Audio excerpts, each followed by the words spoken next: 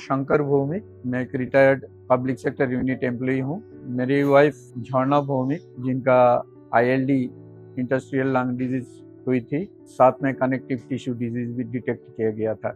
सबसे पहले 2012 में अपोलो चेन्नई में इनका डायग्नोसिस हुआ।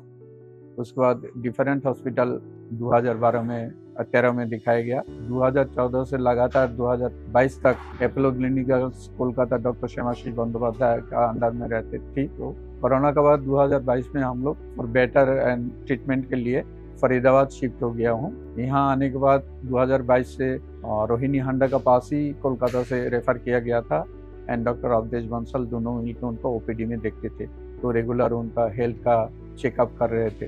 तो एक टाइम आया जब उन्होंने बोला इस लंग से और नॉर्मल लाइफ लीड करना बहुत मुश्किल हो जाएगा, इसलिए उन्होंने सलाह दी हम लोगों की कि लंग ट्रांसप्लांट करा लो, तो कुछ दिन एटलीस्ट तुम नॉर्मल जिंदगी वापस मिल जाएगा तुमको। हम लोग साथ साथ एग्री किया।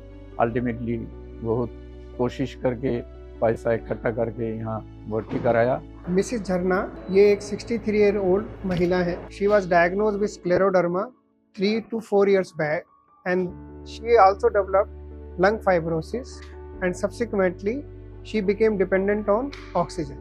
Her health was going down and her appetite was going down. She was seen by Dr. Avdesh Bansal, who diagnosed her with interstitial lung disease and advised her for lung transplant. Still family decided, क्योंकि इनकी उम्र अभी 63 years की है, कि हम अपने तीसरे लंग ट्रांसप्लांट को डिस्चार्ज कर रहे हैं, टू द एक्सटेंट कि वो 24 घंटे बिना ऑक्सीजन के नहीं रह सकते थे और 3 से 4 लीटर ऑक्सीजन की डिमांड हर मिनट में थी, इनकी सैचुरेशन को 91 के आसपास रखने के लिए। उनका चलना फिरना मुश्किल हो गया था, उनका वेट कम हो रहा था। तो मैंने उस पॉइंट पे इनको करीब 8 महीने पहले इनको ट्रांसप्लांट के लिए सजेशन दिया।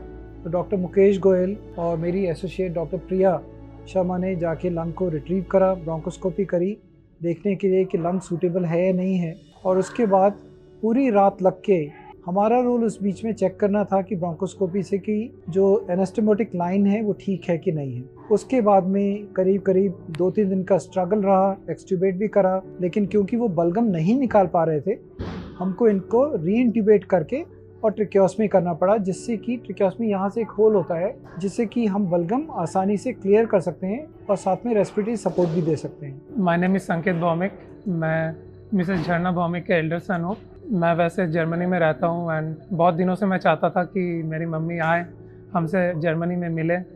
पहले मैं बेंगलोर में रहता था। मेरी mummy due to ILD and due to oxygen support कभी बेंगलोर आ नहीं पाई। This time around there is an opportunity कि वो हमसे आके मिल सके and I am really glad that everything has gone smoothly, not dependent on oxygen any more with proper approvals of course, but I am very happy that all of this has gone remarkably well. Really grateful to you.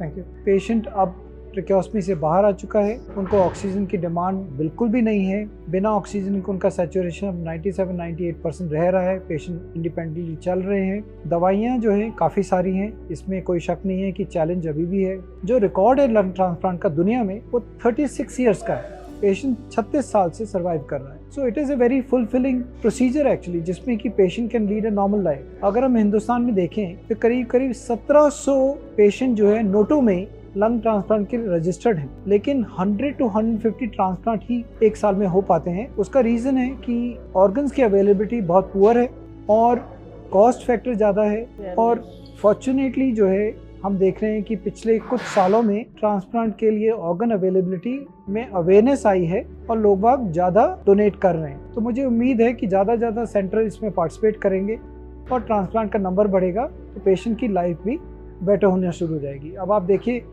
Kidney transplant और liver transplant ऐसे हो गया जैसे routine है, and मैं चाहता हूँ कि फ्यूचर में लंग ट्रांसप्लांट भी रूटीन हो जाए। Thank you. अराउंड 1700 लोग लंग ट्रांसप्लांट के लिए रजिस्टर्ड है, पर number could be much more, क्योंकि आधे लोगों को तो पता ही नहीं होता कि लंग ट्रांसप्लांट का प्रोसीजर क्या है, कैसे अप्रोच करना है। Then cost is an issue, availability of the organ is again an issue. तो ये सारी चीजें लोगों में अवेयरनेस क्रिएट करना बहुत ज़रूरी है। लंग ट्रांसप्लांट करवा लेने से सिर्फ पूरा नहीं हो जाता, उसके बाद उसकी केयर करना, दवाइयाँ कितनी लेनी है, कितने टाइम पे ब्लड टेस्ट कराने हैं, कब एक्सरेज कराने हैं, वो सब भी बहुत ज़रूरी है। तो बहुत खुशी है कि झरना भौमिक जी घर जा रही हैं आज लंग ट्रांसप्लांट सक्सेसफुल करके। धन्यवाद। डिप्रेशन थी, अभी मैंने ऑक्सीजन लेके आई हूँ, ऑक्सीजन छोड़ के जा रही हूँ, मैं अच्छा फील कर रही हूँ।